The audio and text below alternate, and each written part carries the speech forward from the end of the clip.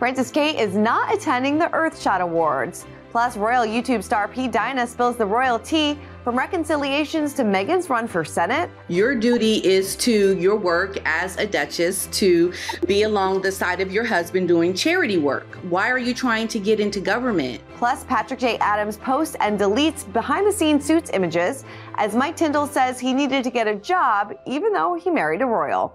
We got that plus so much more in today's Royally Us.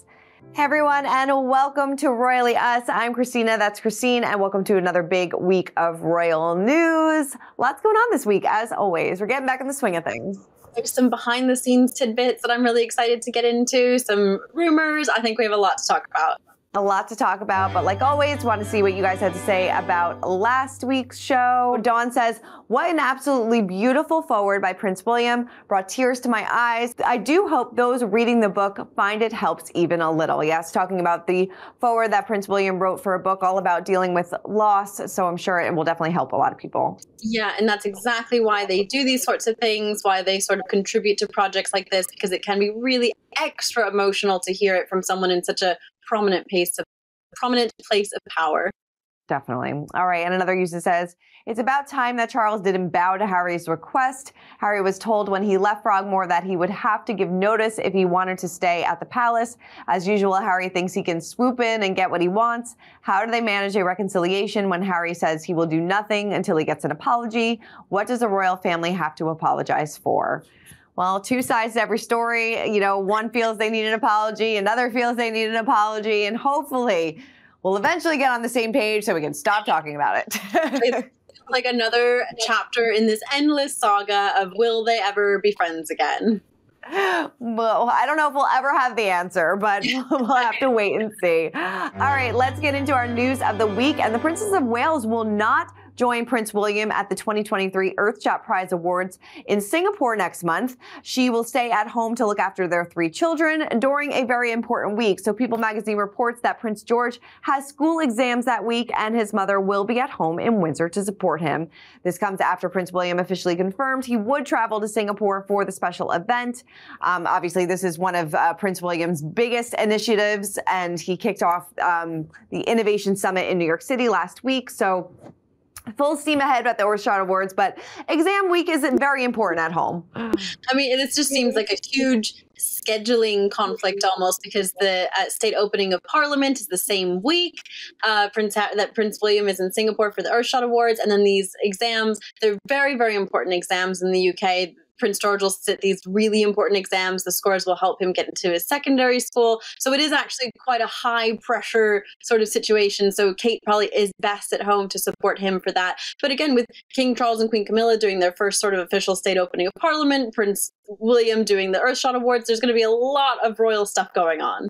Yes, we will definitely still have lots to talk about. Don't worry. I know that, but who planned this? I mean, whoever's in like the scheduling office is banging their head on the desk. Seriously, yes. All right. Well, William and Kate did welcome Apple CEO Tim Cook at Windsor Castle. He took to Instagram to write, "It was a true honor to meet with the Prince and Princess of Wales. We had a wonderful and wide-ranging discussion about the environment, mental health, and other issues that mean a great deal to all of us." The meeting was listed in the court circular, the official rundown of royal engagements, as being held under the umbrella of Prince William in his role as president of the Earthshot Awards, or the Earthshot Prize. So this was definitely a great meeting. Kate brought out her best turtleneck, so definitely fitting. It was definitely a business meeting. I mean, everyone was in suits. Kate was in a great pinstripe suit. And it's so interesting to see how wide-reaching Prince William's role as, you know, as president of the Earthshot Awards will take him. You know, he's meeting lots of different people, trying to bring all these minds together, really to get the important messages out there and get the important funding out there. So this was really cool. I think Tim Cook was kind of an unexpected guest at Windsor Castle. You know, no one kind of saw that when the pictures showed up. A lot of people were like, "Who is he?" You know? So I think it was great just to continue the conversation and get more people involved in that conversation.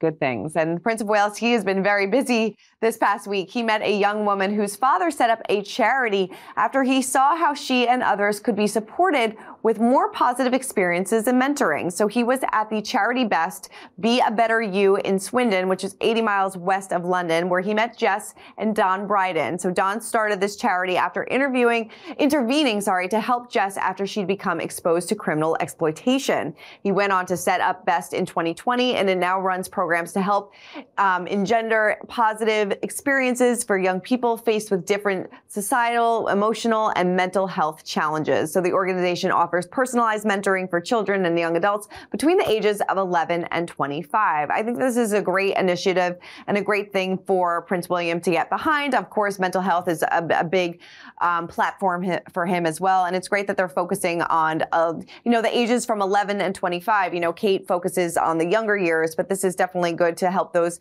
entering their teenage years and their early 20s, because mental health issues don't go away. Yeah, absolutely. I mean, that's such a good point, and it really shows how, sort of wide-ranging the projects that the royals work on are, literally from birth, through adulthood. And this is just another organization that William is able to sort of shine a spotlight on, continue the conversation, but also bring more people to the table, get these organizations that maybe are smaller and more grassroots, maybe get them more attention and then more funding so they can help more people.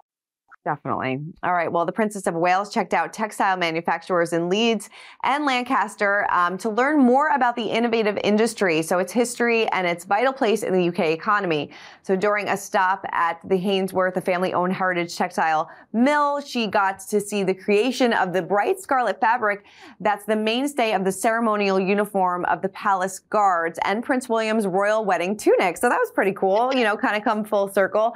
It was used in the striking kernel of the Irish Guards uniform that Prince William wore for his April 2011 wedding to Kate. So this was definitely, and she was shown a photo from the big day while viewing a company timeline during a private reception. So I love that. She got to see how, his uniform was made, and, it's so many years later. So I'm sure it was a fun trip down memory lane.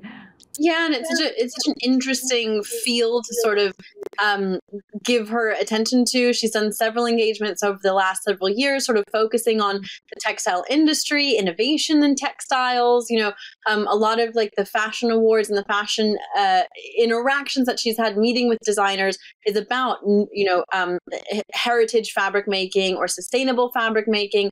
It's a really interesting sort of niche topic that she's become interested in. So I'm really excited to see where this goes from here.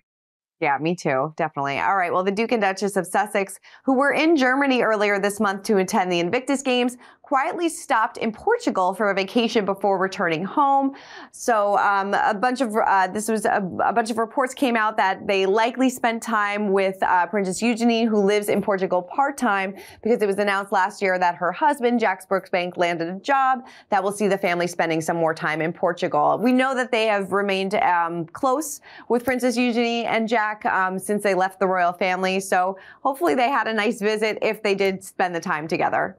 Yeah, this is such an interesting story. Lots of people swearing that they were there, but obviously no photos have emerged. We shall see. But, like you said, they have stayed close to Princess Eugenie and her husband, Jack. And so hopefully this was like a family time. I mean, if I had family in Portugal, I would definitely be stopping by on my way home to visit their villa there. I don't know that I can blame them. So hopefully they had a nice time. Yeah, definitely. It is a must-see pit stop, I guess, on the way home. I love that. Well, this story got a lot of attention this week. So Patrick J. Adams, he's taking accountability after realizing that he made an error in reminiscing about his time on Suits.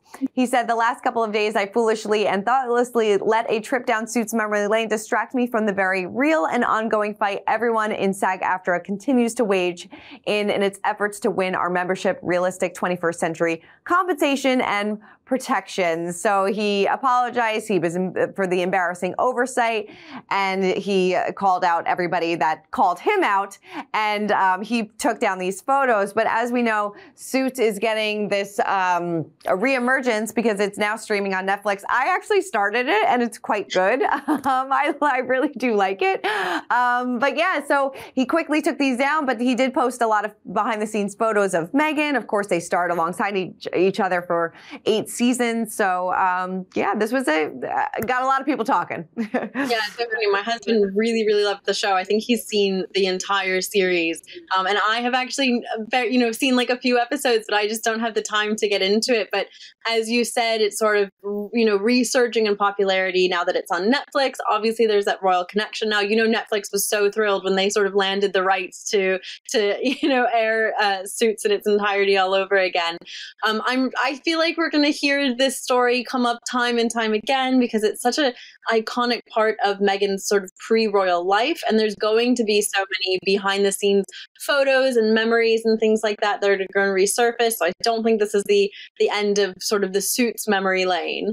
I don't think so either. Yeah, people are going to be binging this for definitely a while.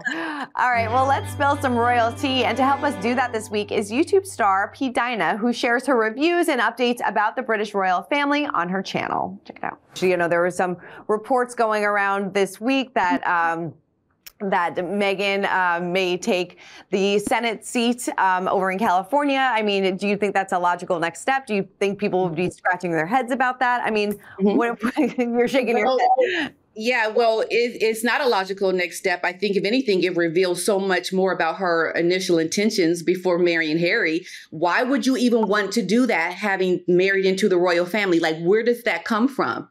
Your duty is to your work as a duchess to be along the side of your husband doing charity work. Why are you trying to get into government? That doesn't even make sense as a duchess. It just tells you that her political ambition was always there. You don't just one day say, okay, I'm going to be a senator. But there's all these rumors about Meghan releasing her own memoir. I think with that idea of sort of, putting herself out there in the way that she wants people to see her. Do you think that would be a good next step? Yeah, if she wants to write a book, that might be a good thing. If she wants to apologize and say, I've made some missteps, I did some things wrong. I moved to Great Britain, I didn't understand things. She could definitely do something that is worth the read if she were authentically sincere in writing a book that addressed her mishaps. She and Harry have never talked about how they have done things wrong. It's always how other people have done them wrong. There have been reports that King Charles wants to, we talk about this every single week too, that King Charles wants to reconcile with Harry, maybe because, he is a symbol of unity as well. And it looks bad that there's this deep rift within the family, but who knows if that's ever going to happen? I mean, do you think at this point it can be repaired? I think it could be repaired, but not if Harry continues with his wife, unfortunately. I just don't think William and Catherine will want to reconcile. There were a lot of reports that they don't see that happening, and I don't think the king can move forward with the relationship with Harry and Meghan together. I think Harry will always be welcomed. He is loved by his father, but there is clearly a problem with a woman who I think has caused a divide within this family. And like what I said before, if she can't move forward and apologize and see her wrongs, the relationship that Charles wants with his son will never happen if Harry stays with Meghan, unfortunately. And that's very sad. It's sad for the children. It's sad for Mr. Markle and his family that they'll never see their family member or grandchildren. It just seems so just wrong. And I think it won't move forward without them addressing their wrongs, unfortunately. All right, well, let's break down the royal rules. And Mike Tyndall says that there was still hard work ahead after his royal wedding to Queen Elizabeth's granddaughter, Zara Tyndall. So he told Hello Magazine, everyone thinks that just by marrying Zara, that means it's all fine and dandy. But that doesn't stop the fact that you need a job. And it's not that easy, You get quite institutionalized into rugby. It's a way of life, and you leave the game, and that's not there. He's added, I don't think you can ever sort of describe when you're so used to being around that many people and understanding because of it being ingrained in you, where you fit in and then not being that person. Zara would say, if she was honest, it was probably a year it took me to figure out who I was and who I was going to be. You got to then go carve where the next path is. You can never replace going to work with 35 of your best friends every single day. So yeah, after he left rugby, you can't just enjoy the fruits of the royal life. You got to go out and still get a job, and that's why he has this very successful podcast. But yeah, it's you got to earn your keep, I guess. Yeah, he's going such an interesting job carving out a place for himself where he's able to sort of stay in the public eye in a way, but he never gives too much away. Honestly, he's like the star of the royal family lately. He's so charming, he's so funny, but he also says things that I think a lot of people can relate to. And especially, you know, Prince William works a lot with men in sport and their mental health. I think this conversation can really resonate with a lot of men whose whole lives might be sports or like their physical abilities. And then when you don't have that anymore for whatever reason, it's really hard to readjust. So I really liked this story, and we all love Mike Tyndall. Don't we love him? I mean, we love him. We love him. We love his podcast, and we love that he's, you know, open and honest and having these really insightful conversations. All right, let's move on over to our royal history moment of the week. And an exhibition celebrating exquisite craftsmanship is bringing together royal coronation outfits spanning over 100 years. So among the 200 items on display for treasures of gold and silver wire, a new exhibition at the Guildhall Art Gallery in London is the embroidered white and gold glove worn by Queen Elizabeth for her 1953 coronation and the dress worn at the crowning of her grandmother, Queen Mary, in 1911. Like, these are definitely some historical artifacts on display at this exhibition. And I mean, I guess if you're in town, it's a must see.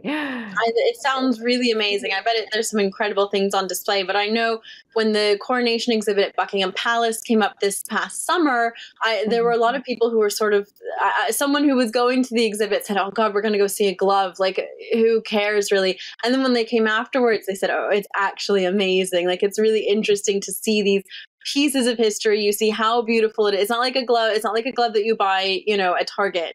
This is right. Not even a Nordstrom glove. This is a really, really important historic artifact. So I think that these are amazing exhibits, and it's great that they're sort of getting some attention and these pieces are being enjoyed by lots of people. I love it. Yeah, definitely. Like I said, if you're around, make a pit stop because it's a must-see. All right, well, that is it for this week's episode of Royally Us. Keep commenting, keep subscribing, and Christine and I will see you next week. Bye. For more news content and exclusive interviews, make sure to hit the sub, like, and bell button down below and visit usmagazine.com.